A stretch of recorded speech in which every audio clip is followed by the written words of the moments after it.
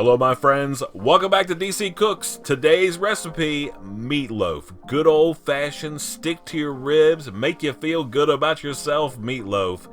Now if in the past you've had meatloaf and you've not enjoyed it, that's because you haven't cooked this recipe. It's super easy, super simple, comes together in a little bit of no time, and it's amazing. I love it so much. It's my mother's recipe. She used to make it for me when I was a kid.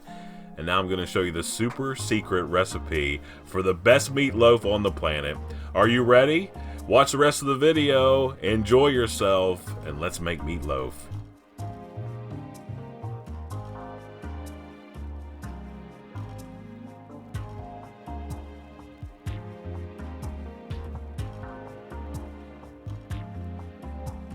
To start this recipe off, we're going to add 2 pounds of 85-15 ground beef to a large mixing bowl. That means 85% lean, 15% fat. It's going to give us plenty of moisture. If you want to use 80-20, go for it. Shouldn't be a problem. We're also going to add 1/2 cup of finely diced yellow onion and 1/4 cup of finely diced red bell pepper, mainly for color. If you don't like it, leave it out. We're also going to add 1 teaspoon of kosher salt and 1 teaspoon of black pepper and 1/2 cup of your favorite ketchup. I'm using Heinz here, but if you want to use some other brand, feel free to do so.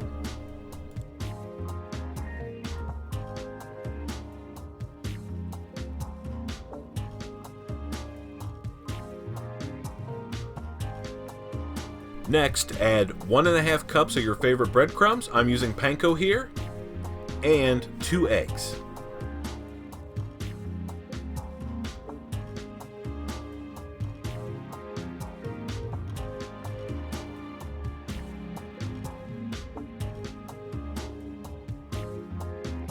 Next up is our super secret ingredient, 1 package of Lipton Onion Soup mix. You can use generic if you want to, they taste about the same.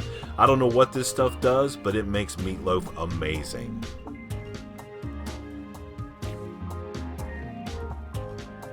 Now that we've got all of our ingredients in the bowl, we need to get in there and mix everything together. Now we don't want to overmix this meatloaf, we're just mixing it long enough until everything is well incorporated.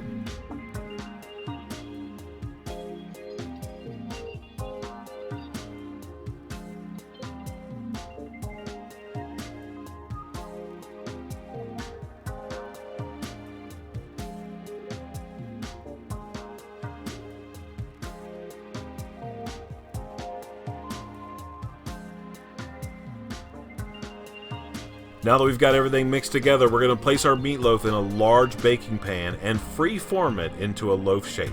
If you want to use a loaf pan, that's 100% fine, but when you free-form it and bake it in a pan like I'm doing, you get more surface area to get more browning, and that means more flavor. The only thing you should really focus on here is making sure that the meatloaf is equal thickness across the length of the loaf.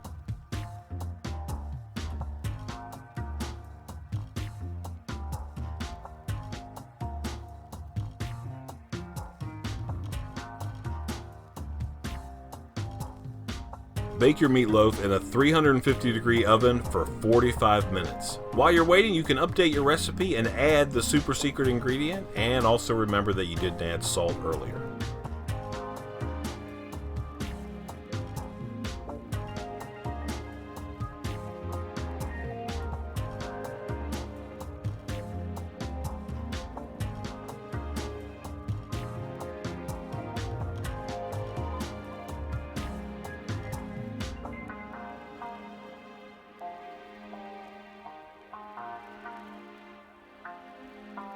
Since we're waiting, we can also make our glaze that we're going to use to coat the meatloaf when it comes out of the oven after 45 minutes.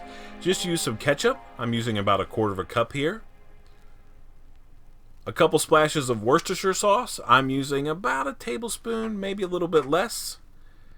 And then 1 tablespoon of water just to thin everything out.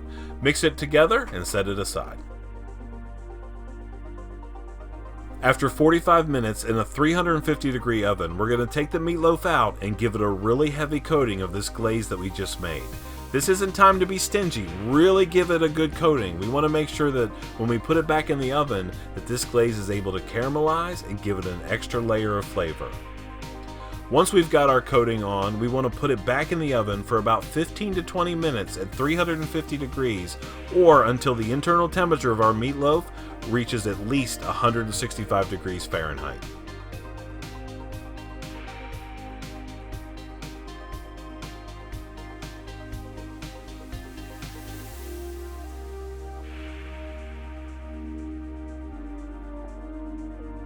When our meatloaf hits an internal temperature of at least 165 degrees Fahrenheit, take it out of the oven, place it on a platter, and let it sit for 10 to 15 minutes before slicing.